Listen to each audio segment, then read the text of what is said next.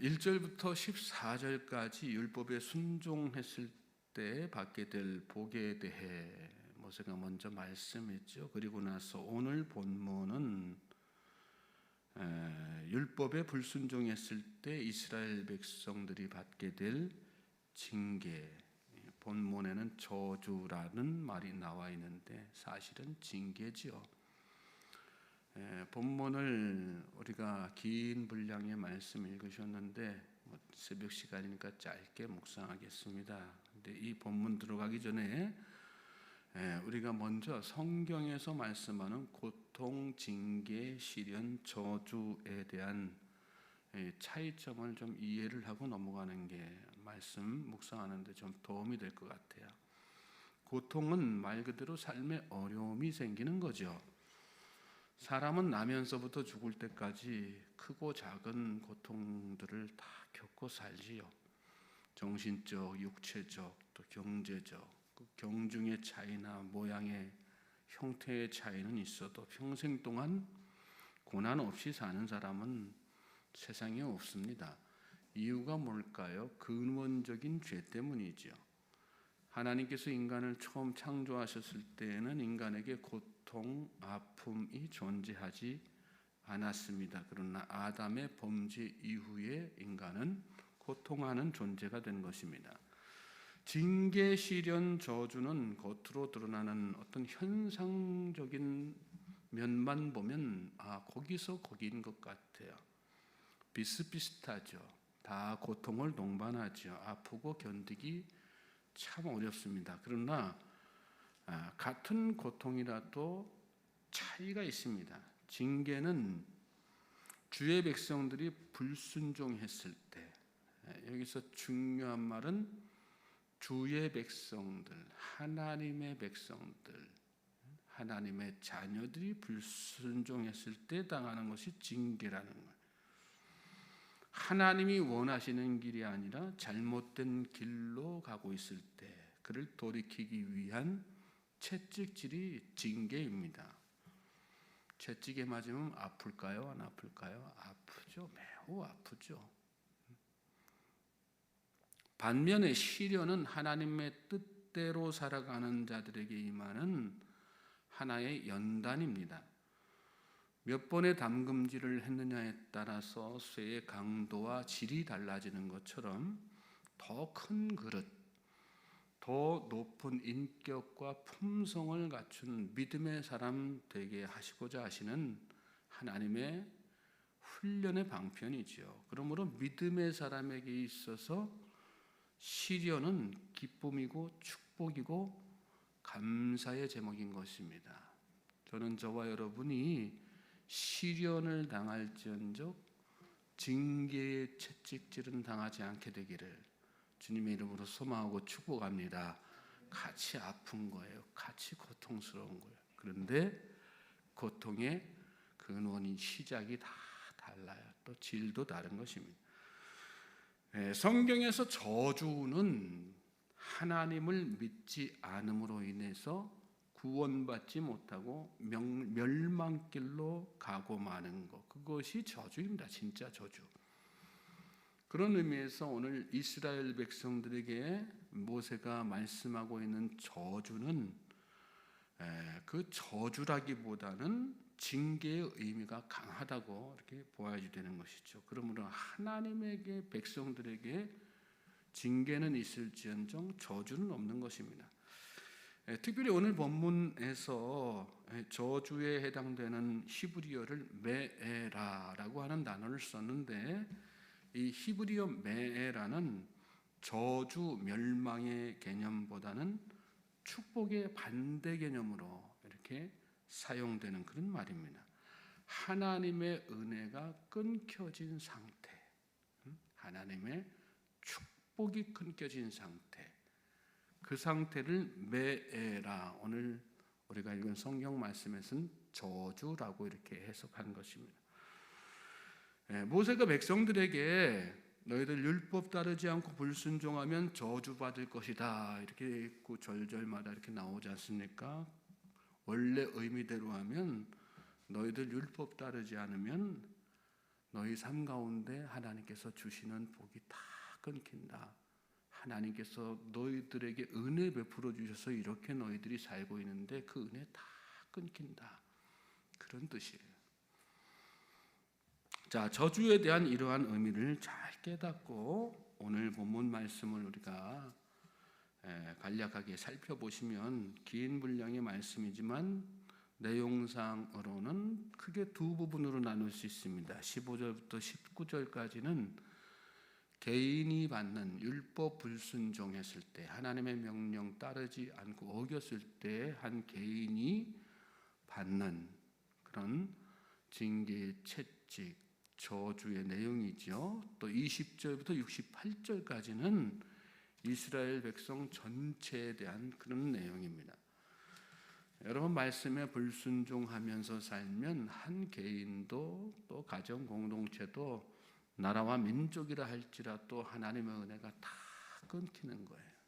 믿습니까? 네? 믿습니까? 아멘 하세요. 받을 복을 못 받는 거예요. 받을 복 못 받는 거예요. 하나님은 우리를 축복하기 원하시죠. 하나님은 복 주시기 원하시는 분이세요. 우리가 얼마나 잘 되기를 원하시는지 모릅니다. 그런데 그렇게 하나님께서 이렇게 복을 다 예비해 놓으시고 또 우리 인생을 축복하셔도 말씀에 불순종함으로 하나님의 뜻에 어긋나게 내 뜻대로 내 의지대로 삶으로 말미암아 받을 복을 못 받는 인생들이 얼마나 많은지 모릅니다. 저는 저와 여러분의 가정에 하나님께서 계획하신 놀라운 복, 은혜가 있다는 것을 여러분 믿으시기 바랍니다. 그리고 그 은혜를 받기 위해서 하나님의 말씀에 철저하게 순종하며 사실 수 있는 우리 성도님들 되시길 바랍니다. 15절부터 19절까지 개인이 받는 저주였는데 15절에 보시면 이 모든 저주 그랬습니다.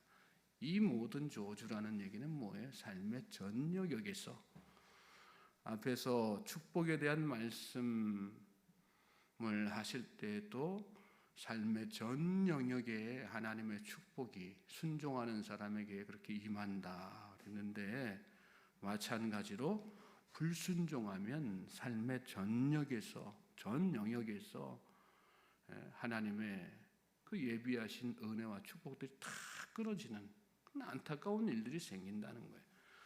특별히 이 부분에서 눈여겨봐야 될 말씀이 18절에 보시면 내 몸의 소생이 저주받는다 그런 말씀이에요. 내 몸의 소생이라는 뭐예요? 내 후손들이 다 저주받는다 그런 얘기죠. 원래 율법에는 자식이 부모의 죄로 저주받지 않고 오직 자신의 죄로 인하여만 저주받는다 그랬습니다. 그런데 여기 말씀 보면 좀 다른 내용 같죠? 내 몸의 소생이 저주받을 것이다. 부모의 죄로 인해서 그 대가를 자녀에게 연좌제로 이렇게 해서 저주받게 하신다는 것 그 얘기가 아니죠. 여러분, 부모들의 죄된 행동들은 그걸 보고 자라나는 자녀들의 죄성을 자극하게 되어 있습니다. 우리는 우리 안에 죄성이 있는데 그것이 겉으로 표출되지 않는 거거든요. 그런데 자녀들이 자라나면서 부모들의 어떤 죄된 모습을 보면 자기 안에 잠재되어 있던 죄의 본성들이 막 살아나는 거예요. 그리고 그것들이 살아나고 자극되어져 가지고 결국은 어떤 길로요? 죄악된 길, 그릇된 길로 다 이렇게 가게 되는 거죠. 저는 저와 여러분이 가정에서 본이 되실 수 있길 바랍니다. 어떤 본 되어야 될까요? 믿음의 본, 기도의 본, 믿음으로 사는 신앙의 본을 보이면서 사실 수 있길 바랍니다. 잘못된 본을 보여가지고 그거 다 보고 자란 자녀들이 아버지처럼 어머니처럼 나중에 그 잘못된 행동들이 그대로 따라하는 거 얼마나 우리가 많이 보게 됩니까? 히브리서 기자도 그래서 그런 말씀했어요. 광야에서 시험하던 날에 거역하던 것 같이 너희 마음을 완고하게 하지 말라. 너희 조상 따라서 그렇게 살면 안 된다.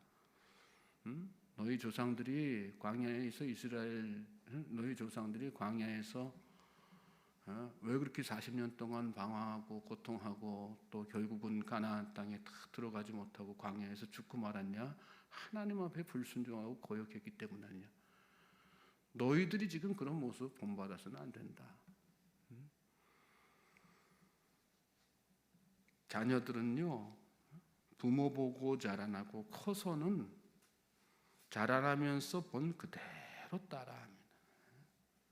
술만 먹으면 집에 들어와서 때려 부시는 아버지 모습 보고 자란 자녀들은 커서 또 그 술버릇이 나오는 거예요.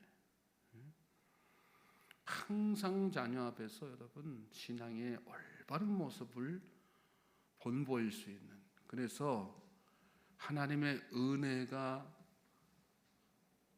후손들에게서 끊기는 것이 아니라 계속해서 이어지고 축복이 넘치는 그런 가정 이루어 나갈 수 있기를 주님의 이름으로 소망하고 축복합니다. 자, 20절부터 68절은 민족 전체에 임하는 저주를 크게 세 부분으로 말씀하죠. 첫째는 각종 질병과 패전 또 포로로 잡혀가는 일들.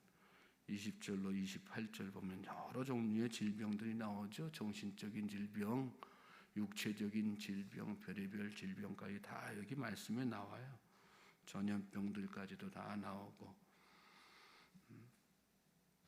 요즘 우리나라의 정신적인 현대 다른 나라도 마찬가지겠지만 현대 사회가 이렇게 경제적으로 막 발전하면서 다른 육신의 질병들은 많이 줄어들었다고 합니다. 그런데 정신과 질병은 점점점 더 제일